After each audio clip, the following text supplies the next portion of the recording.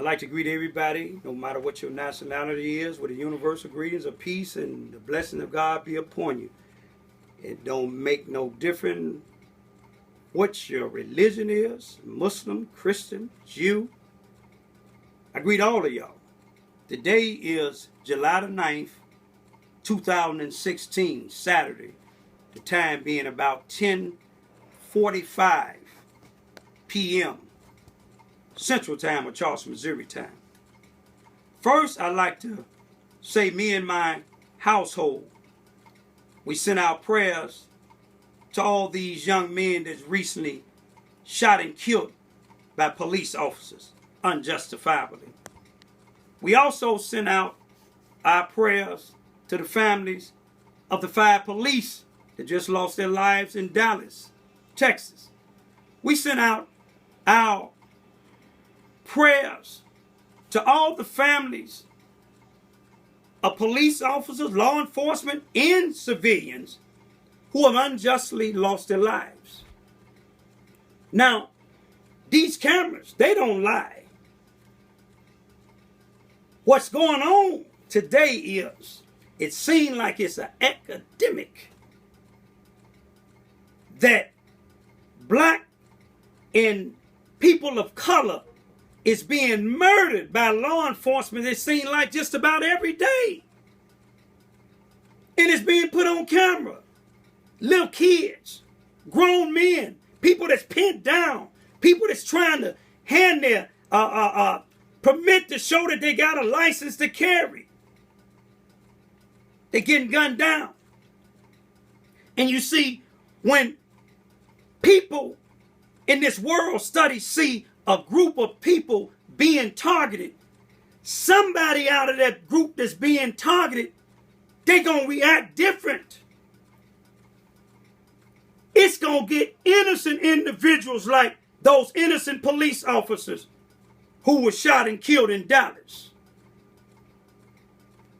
Hiring the wrong police officers or the wrong law enforcement officers gonna get innocent civilians killed, like they did the brother that was in his vehicle with his lady friend and the little girl. Like the brother that they had pinned down on the ground. I don't care if he had a gun in his pocket. He was pinned down on the ground.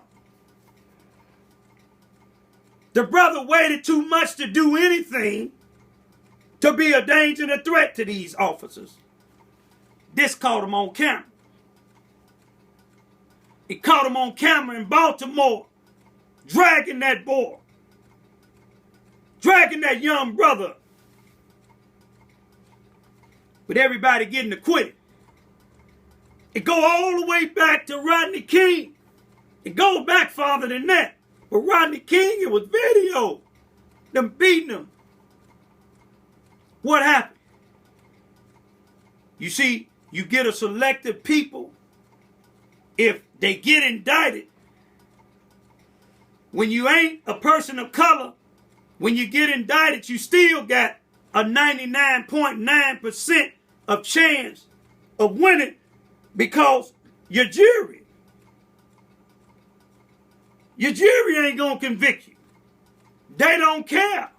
Some of them don't. But now if you a person of color being charged with doing something, the odds is totally against you. But my point is, if you got one of these, you know how to use it well. If you're seeing somebody being beat, video it. You see, I want y'all to remember global wide. They naming a lot of people that got killed by police officers. I want y'all to remember here in Charleston, Missouri, November the 8th, 2011, here in Charleston, Missouri. Remember a brother we call G Unit. He's a 34-year-old black man who all the police officers and everybody in Charleston, Missouri, or the majority in Charleston, Missouri, knew he had a mental illness. Not to the point that he'll hurt anybody, but he had a mental illness. Now, here's a scene. Whether he had a squad or not, the man was tased 2 times. You got 4 police on the scene. The chief of police been on the force for 20-something years. He's white, Robert Hearns. A black police sergeant, Percy Owens, been on the force over 20 years. The police who shot him, a young white individual by the name of Keith Bickford, Bickford, and Keith Bickford's mother, Brenda Bickford. She's the resource officer for the police department, for the Charleston R1 school district, plus she works on the Charleston, Missouri Police Department. Now, Keith Bickford, her son, he was working on the East Prairie Police Department, about 10 miles away from here, until he shot a black guy there. Thank God the black guy lived. But he shot this young guy, Mary Lee Asbury. We called him G Unit. After he was tased 2 times. Now you have 2 veteran ranking officers on the scene. If this man was a threat, don't you know that they would have shot him? I didn't get there in time. But it was a lot of people out there with these. Took pictures of it. Of the whole thing. Guess what happened? Their phones was taken. And when they got them back, everything was deleted out.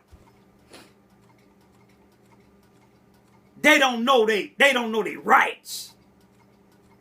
This police officer got away with that murder so far. I asked the leaders here.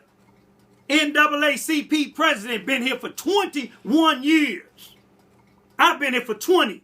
He been the president for 21 years. I ain't seen him fight nan civil rights action. I seen him in 1 march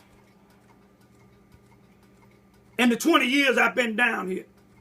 I asked some of the other leaders, why don't y'all request the United States Department of Justice, like everybody else doing all these other cities, to come and investigate that murder? No, he says, let the State Highway Patrol, the Missouri State Highway Patrol, investigate it. I have no gripes with the Missouri Highway Patrol. I commend them when they come in this town and secure it, because the Charleston, Missouri Police Department don't. At least 90% of them don't. You have 1 or 2, maybe 3 or 4, because you have some new ones that make it safe for everybody here. But you got the other ones, all they make it safe is for the white neighborhoods or the blacks that's helping oppressing the blacks that's standing up against injustice. But let me tell you, this man shot and killed this guy. Shot him 2 times. They didn't do no first aid. This man's body stayed on the ground for probably about 12 hours or maybe more. The same way back in 1942 when Cleo Wright was murdered for allegedly trying to do something to a white woman in Sykes, Missouri. Look up the case. Look up the book. They shot this man, Cleo Wright, 8 times. Took him to the hospital, patched him up a little bit. They said he couldn't stay in the hospital because he was black back then. Took him back to the jail. A lynch mob took him out of there, dragged him down the street off a bumper, put him in front of a black church, poured 5 gallons of gasoline on him, and set him on fire. Ain't nothing changed in the last 70 years here in the Boot Hill. It's something wrong here. I'm fighting for justice for what they allowed a white bus driver to do to my daughters in the Charleston R1 school district. I got paperwork. Give me an investigative journalist and talk to me. The same with the chief of police putting a case on me 16 years ago. I have something I want y'all to investigate. Stand up for your rights. I'm standing up for mine. I'm speaking up for me and my daughter. I don't feel safe here. Any day now they might say that I'm carrying this stick that I carry all the time with me and try to shoot me dead. If they do, I wasn't resisting. They murdered me. Don't start no riots. Protest. Because you have a First and a 14th Amendment right to freedom of speech and freedom to peacefully protest and assemble. Peace be still.